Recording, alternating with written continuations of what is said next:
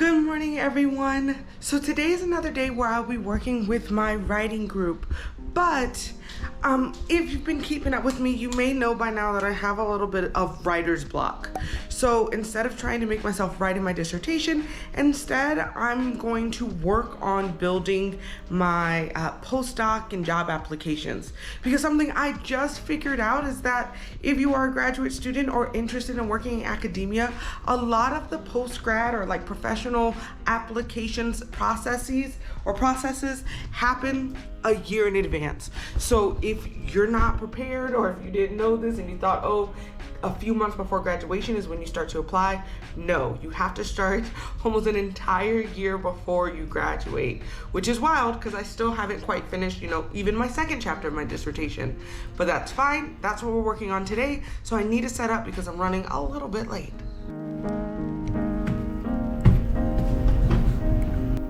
Hello, everyone.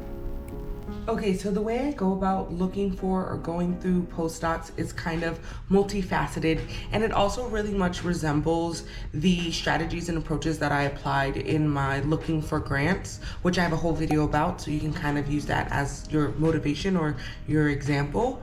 But luckily this time around, I also had a friend share with me a list of their postdocs that they're working on. So I'm also kind of looking from their list and trying to figure out what from this list I can use, what can I add, and when are all the deadlines and things like that.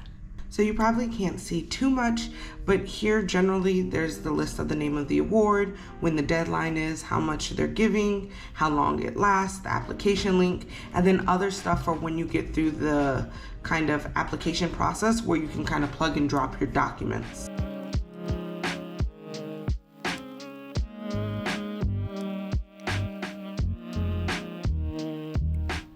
Okay, so I actually finished one large portion. I did the educational statement to one of my postdocs.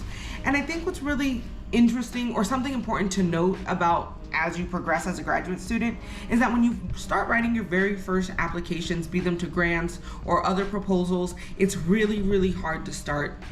However, as you go on, you've written so many proposals, so many grants where you have to explain the same thing over and over again, that you get real good at knowing what are the important parts and how to kind of mix and match things together and bring it all into a cohesive document.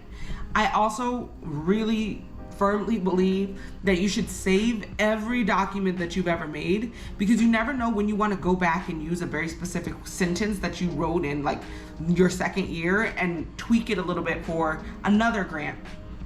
So for this educational statement, I kind of did a mixture of my application to the Ford Foundation and an application that I did that required a teaching statement. And so through an amalgamation of these two things, I feel very confident about my education statement that will be submitted.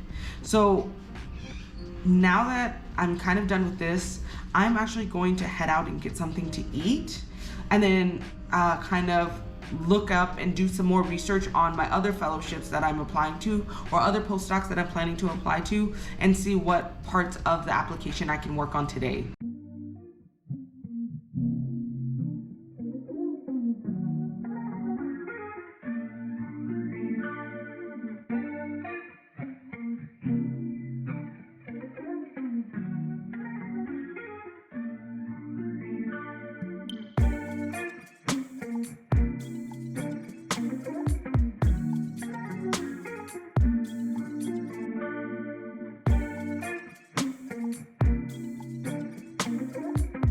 Do, man, be sipping a little wakey eggs and bakey.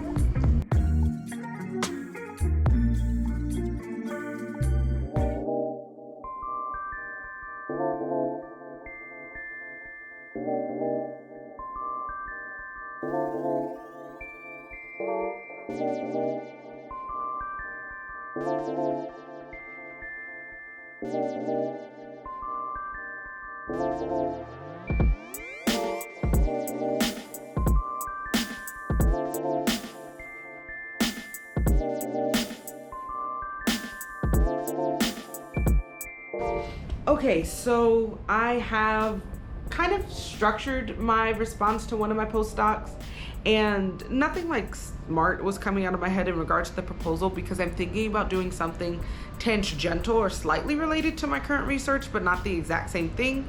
So it's just taking a little bit more brain power than what I have. So what I'm going to do is give myself time. If you are working on long applications, many applications, it's really great to give yourself time to prepare and think through, but also to reflect on what you're writing, so there's not a lot of pressure to do big grants or big applications all in one day. So I'm gonna actually call it a night, but if you're interested in seeing how you could start your writing process for a grant or a postdoc, you should go to the video on how to write grants in the end screen. If you found this video helpful, please hit the thumbs up, because that helps a small YouTuber like me continue to grow, but more importantly, it also helps people who may also need this video get access to it, because YouTube were more likely to share it. Thank you so much for watching. Your support helps a small channel like me grow, and I will see you next week.